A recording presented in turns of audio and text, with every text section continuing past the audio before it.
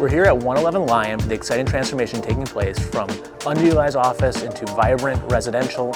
New apartments are being added. We're going to be talking with Sam Cummings, who's leading the project, and learning more about what it takes to pull off something this transformative. Sam, the idea of converting office space to residential gets talked about a lot.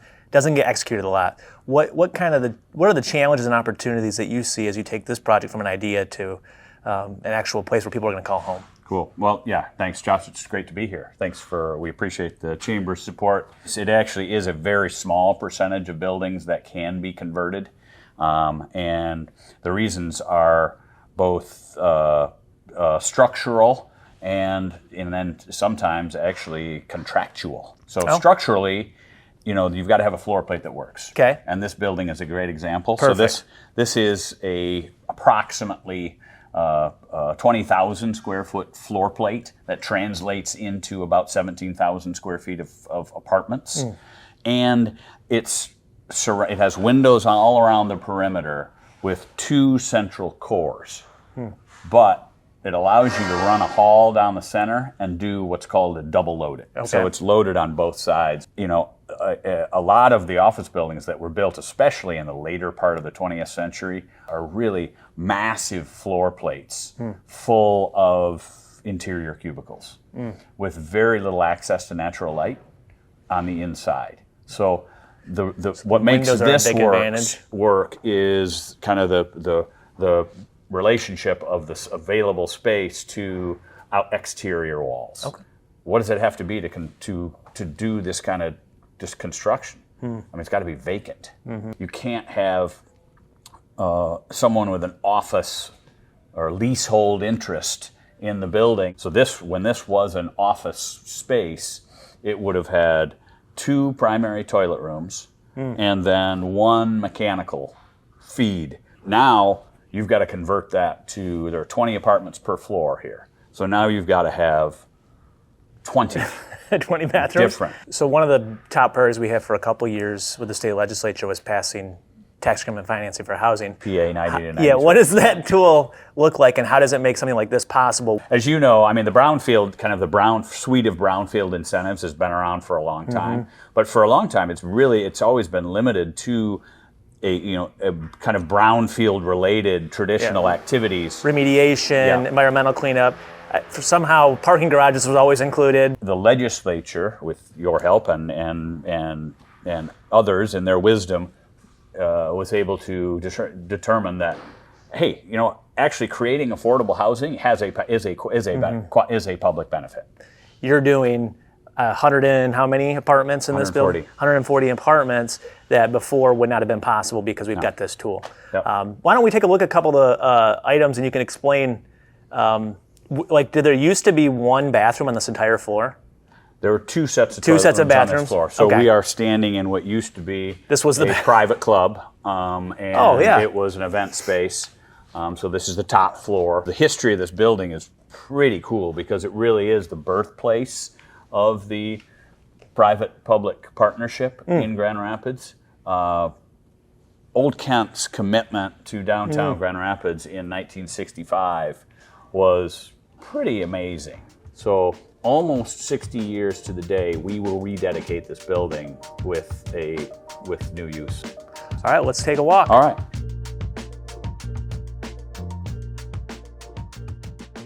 So this is a 2-bed, 2-bath.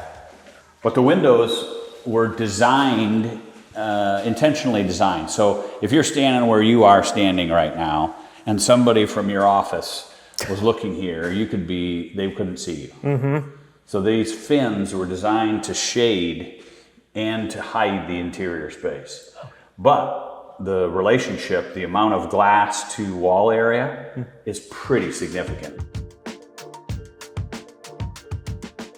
This is a really cool 1-bedroom with a galley kitchen and really cool natural light.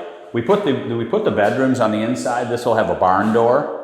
And then the toilet room is in the corner. Oh, it connects through both sides? Just to try to maximize the amount of open space. These negative spaces, this is structure. That's good. It's right. We got it on tape that it was Sam that did it. That's funny. Yeah. So that can either be an art wall or monitor. So this is, now I'll show you the layout of this too on the northeast corner. So kitchen's right here. This is kitchen, living area. We anticipate that this could be one of those things that's is a one-bedroom den. You know, somebody with a bedroom and then an office, but just a wall of windows. But again, so you're standing here, and somebody in the Warner building can't see you. Okay. You want to go down? Yeah, I think we should. I think that's another benefit is why do people choose to live in places like this? It's for the amenities.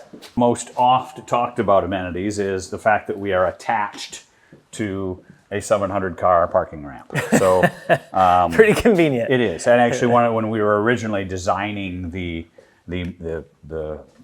vision for this project, it was urban amenities, suburban convenience. And this is going to be a really nicely finished club lounge area. Okay. The bar is coming back, so that gets rebuilt. Service kitchen. This will be countertops and then a billiards table. We're going to rebuild those banquettes. Oh, wow. This will be kind of a nice little library, lounge, sitting area, and then that. Yeah, what are you doing with the basketball court? Indoor pickleball. Oh, so this will go away. Why did I ask? This comes down, and that gets glass, and this will be, so you'll be able to sit here, watch pickleball. That's being funny. played. And or we're going to leave the hoops and stuff like that. This all gets refinished, however. So pay no attention to the finishes you see today. This is simulator room. So this simulator golf and racing simulators. Also an extension of kind of the lounge area. Oh, you do have a lot of space down here. Yeah, so this is the traditional gym area. And the locker room's right up the stairs. Where the field office is today, this all gets storefront here. And really? Then, yep, over all on either side. Okay. We haven't programmed some of the spaces yet. We're working on that. But over here will be leasing office. And then just beyond that will be the mail room, a package drop. And then behind that is bike, kayak storage, and then a bike workshop. But, this is attached to parking. Yep. So easy. So what are you most excited about? This is a project that, thanks to the tool, works.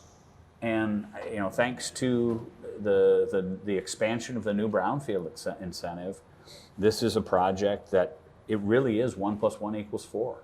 So it works. It can attract capital because it provides a return. Mm-hmm. It takes 125,000 square feet of office space off the market, and it brings 180 new residents downtown. It's a win-win. Everybody, it's momentum building. You know what I mean? When I'm talking to colleagues across the country, even across the state, a lot of people are talking about this. I think very few people have actually been able to pull it off. So kudos to you and the team for being able to do it. Thanks. Hopefully there's other projects that are in the works that can come to fruition.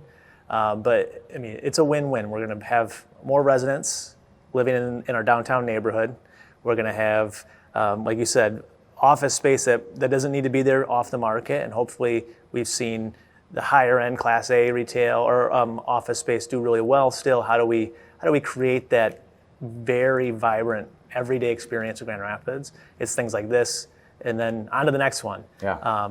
Our focus is really to make this the coolest place to live in downtown Grand Rapids. It has, it has amazing amenities, it has amazing convenience, and it even has heritage. I mean, it's just, I often say to people that one thing, you can't replace history.